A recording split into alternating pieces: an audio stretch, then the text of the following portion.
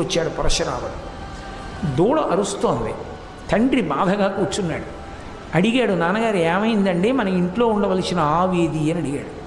కార్తవీర్యార్జునుడు వచ్చాడు రా, నేను ఆతిథ్యం ఇచ్చాను, ఆతిథ్యం అంతా తీసుకుని చెప్పను కూడా చెప్పలేదురా, ఆవును తోలుకు రండని దూడను విడిచిపెట్టి ఆవుని ఎత్తుకుపోయాడు రా అన్నాడు.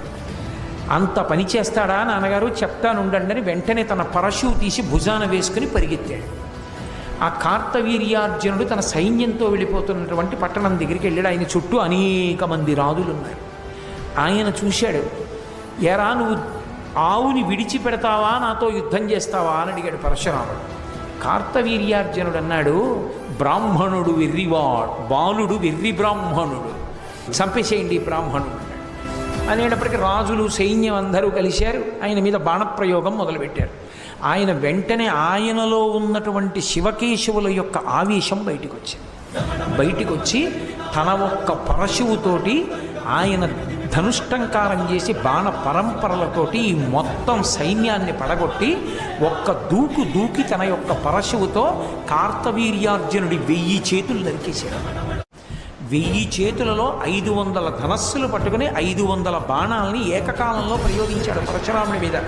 అంత గొప్ప యుద్ధంలో ఆ కార్తవీర్యార్జునుడు వేసినటువంటి బాణములన్నింటినీ కూడా పడగొట్టడమే కాకుండా కార్తవీర్యార్జునుడి 1000 చేతులు నరికేసి ఆయన కంఠాన్ని నరికేశాడు.